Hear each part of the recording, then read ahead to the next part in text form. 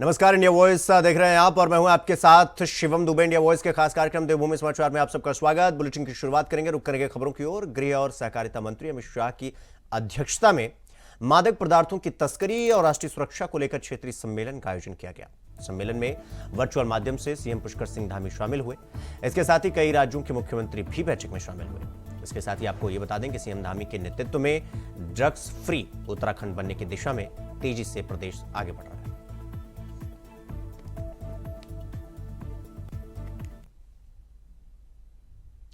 तो उत्तराखंड सरकार 12 जनवरी को प्रदेश में प्रवासी सम्मेलन आयोजित करने जा रही है। इस प्रवासी सम्मेलन में 17 देश से 60 से ज्यादा लोग भाग लेने पहुंच रहे हैं। प्रवासी सम्मेलन को लेकर उत्तराखंड के सूचना महानिदेशक बंशीधर तिवारी ने जानकारी दी कि 17 देश के साथ ज्यादा लोग इस प्रवासी सम्मेलन में भाग लेने आ रहे हैं। उत्तराखंड के लोग अंतर्राष्ट्रीय स्तर पर अलग अलग सेक्टर में शानदार काम कर रहे हैं। उनके अनुभव और कला प्रदेश को मिल सके, इसके लिए मुख्यमंत्री पुष्कर सिंह धामी के निर्देश पर प्रवासी सम्मेलन आयोजित किया गया। सूचना निदेशक का कहना है कि सम्मेलन में आने वाले लोगों से प्रदेश में निवेश में रोजगार के अवसर भी बढ़ेंगे। पर्यटन को अलग अलग क्षेत्र में कार्यक्रम का आयोजन किया गया। कल मुख्य सचिव महोदय की अध्यक्षता में बैठक हुई थी और लगभग 70 देशों से लोग यहाँ पर आ रहे हैं और चूंकि पहली बार ये हो रहा है तो बड़े स्तर पर माननीय मुख्यमंत्री जी ने भी निर्देशित किया है कि इसका आयोजन जो है अच्छे तरीके से किया जाए। साथ ही साथ प्रदेश के विकास में कैसे जुड़ सकते हैं और सभी के अनुभव क्या हैं, जो सरकार की योजनाएं हैं उनको बताया जाए ताकि यहाँ पर जो योजनाएं चल रही उनका भी लाभ ले सके और प्रदेश को भी उनके अनुभवों का लाभ मिल सके। देखिए हाल के समय में 30 से ज़्यादा नई नीतियाँ बनाई गई हैं, उन नीतियों के बारे में बताया जाएगा। अलग अलग सेक्टर्स में जो थ्रस्ट सेक्टर है उनके बारे में बताया जाएगा ताकि अगर कोई यहाँ इच्छुक है तो निवेश भी कर सकता है, अपनी माटी से जुड़ भी सकता है। इसलिए पूरी तैयारी है कि जो भी योजनाएं हैं वो उनको बताएं। प्रवासी सम्मेलन की जो बात हो रही है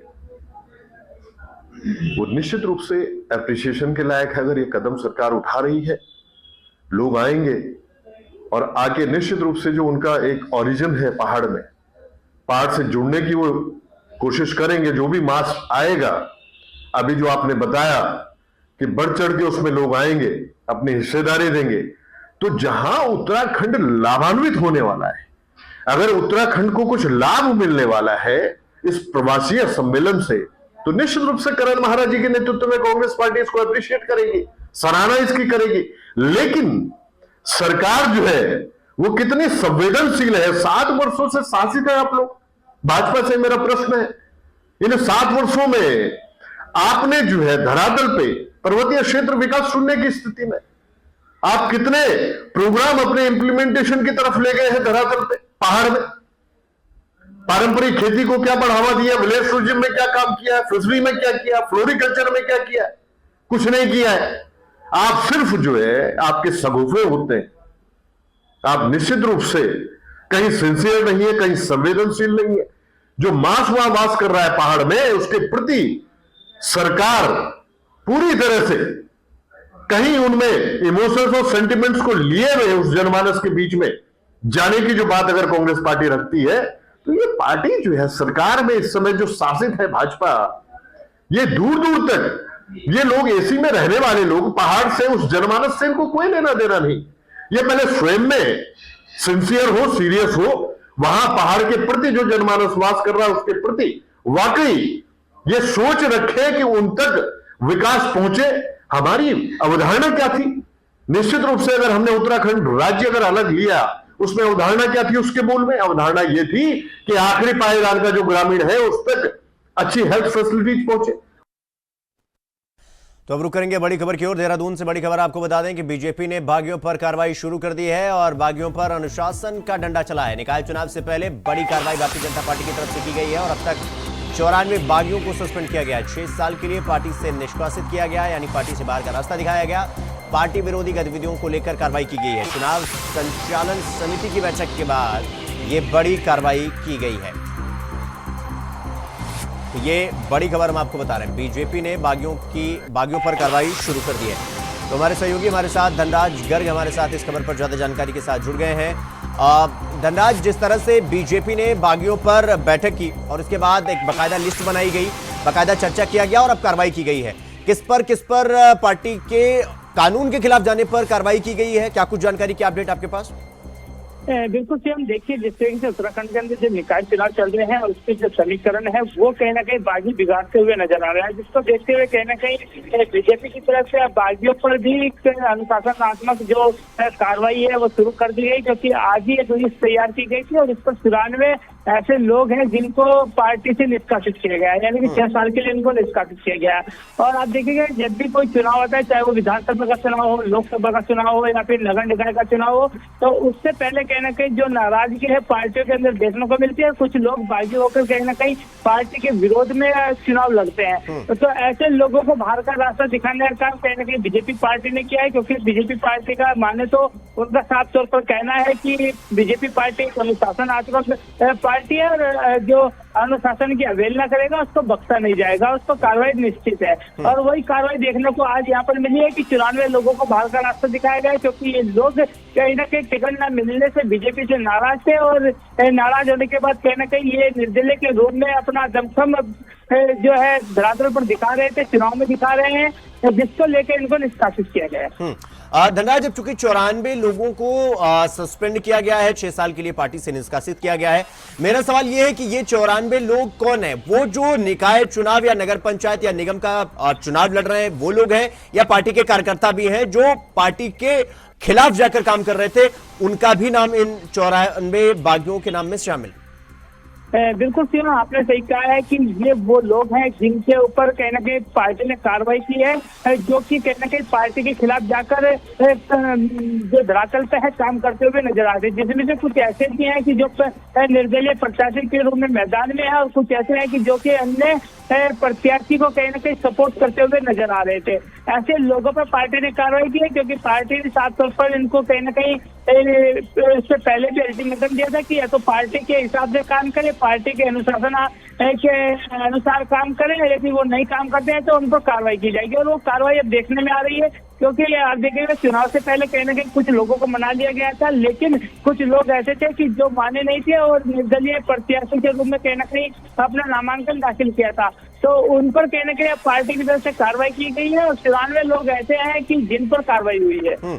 धनराज, जब चूंकि 94 लोगों पर कार्रवाई हुई है, तो इसमें कुछ ऐसे नाम जिन पर कार्रवाई होने के बाद उनकी तरफ से प्रतिक्रिया आई हो, या इन पर जो 94 लोग हैं इनको पार्टी से निष्कासित किए जाने के बाद इनकी कोई प्रतिक्रिया आई सामने?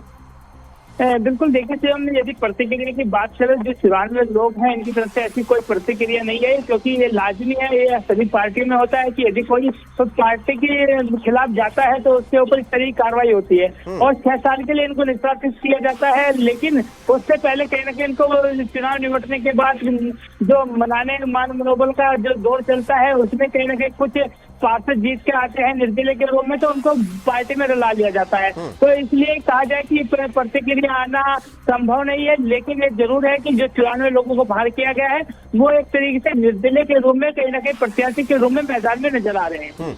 ठीक है धनराज, बहुत बहुत धन्यवाद आपका हमसे जुड़ने के लिए और तमाम जानकारी हमारे साथ साझा करने के लिए। तो रुक करेंगे अगली खबर की ओर। अगली खबर पौड़ी से है, जहां नगर पालिका चुनाव में बीजेपी के अधिकृत प्रत्याशियों के खिलाफ बगावत कर चुनाव मैदान में उतरे 9 बागी प्रत्याशियों को भाजपा प्रदेश संगठन ने 6 साल के लिए निष्कासित कर दिया है।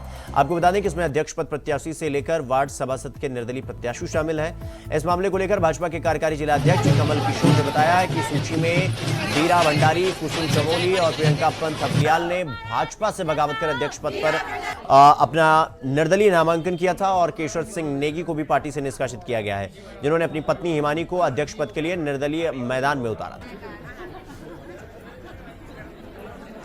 नगरपालिका पौड़ी के चुनाव में भारतीय जनता पार्टी की अधिकृत प्रत्याशी के खिलाफ जो लोग चुनाव मैदान में उतरे थे और जो लोग पार्टी विरोधी गतिविधियों में शामिल थे, माननीय प्रदेश अध्यक्ष जी के निर्देश पर उन लोगों को पार्टी के संविधान के अनुसार 6 वर्ष के लिए पार्टी से निष्कासित कर दिया गया है, जिसमें पूर्व जिला पंचायत अध्यक्ष श्री केशर सिंह नेगी जी और निर्दलीय प्रत्याशी के रूप में अध्यक्ष का चुनाव लड़ रही श्रीमती बीरा भंडारी, श्रीमती कुसुम चमोली, श्रीमती प्रियंका थपलियाल और सभासद के रूप में वार्ड नंबर 2 से श्री शुभम रावत, श्री दिनेश बिष्ट, वार्ड नंबर 4 से राकेश गौरसाली, वार्ड नंबर 9 से श्रीमती रंजना और श्रीमती प्रियंका बोगड़ा, जो पार्टी के अधिकृत प्रत्याशियों के खिलाफ चुनाव मैदान में उतरे थे, उन लोगों को आज पार्टी की सदस्यता से 6 वर्ष के लिए निष्कासित किया।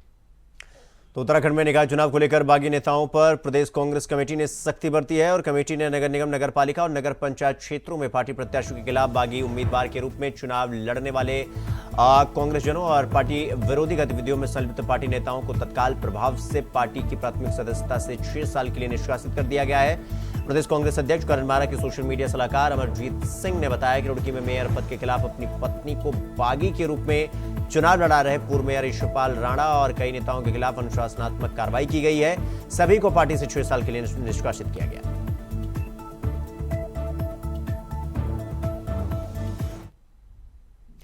तो नगर निगम चुनाव का जोर अब शोर कर रहा है और अल्मोड़ा में भाजपा और कांग्रेस में बीच का मुकाबला यानी मुख्य मुकाबला भाजपा और कांग्रेस में है। दोनों पार्टियों में पार्टी छोड़ने का सिलसिला लगातार जारी है। कांग्रेस आम आदमी पार्टी के पदाधिकारियों को शामिल करने में सफल रही तो कांग्रेस को अल्मोड़ा में बड़ा झटका भी लगा है। पूर्व दर्जा मंत्री और कांग्रेस के प्रदेश उपाध्यक्ष रहे बिट्टू कर्नाटक ने अल्मोड़ा में सैकड़ों लोगों के साथ भव्य जुलूस निकालकर सैकड़ों लोगों को भाजपा की सदस्यता दिलवाई, जिससे अल्मोड़ा मेयर चुनाव रोचक होता हुआ नजर आ रहा है। बिट्टू कर्नाटक ने कहा कि भाजपा उनकी मां है और अल्मोड़ा में इस बार अल्मोड़ा नगर निगम पर भाजपा का मेयर बनना उनका लक्ष्य।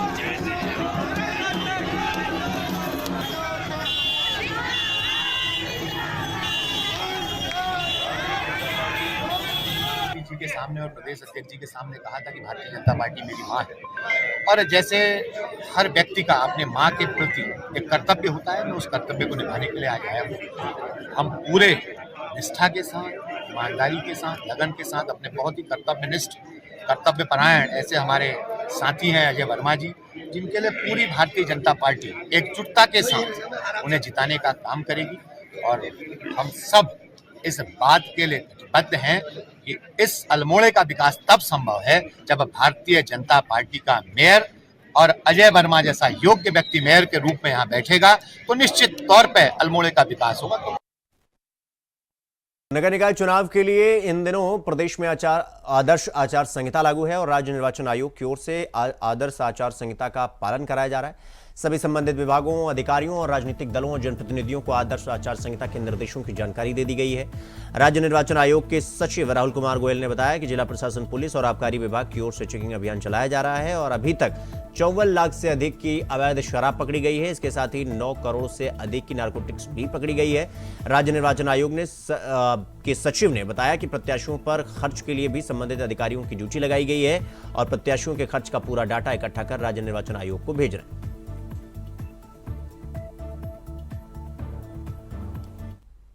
तो देवभूमि समाचार में फिलहाल अभी के लिए बस इतना ही। देश और दुनिया की तमाम खबरों को देखने के लिए देखते हैं इंडिया वॉइस। नमस्कार।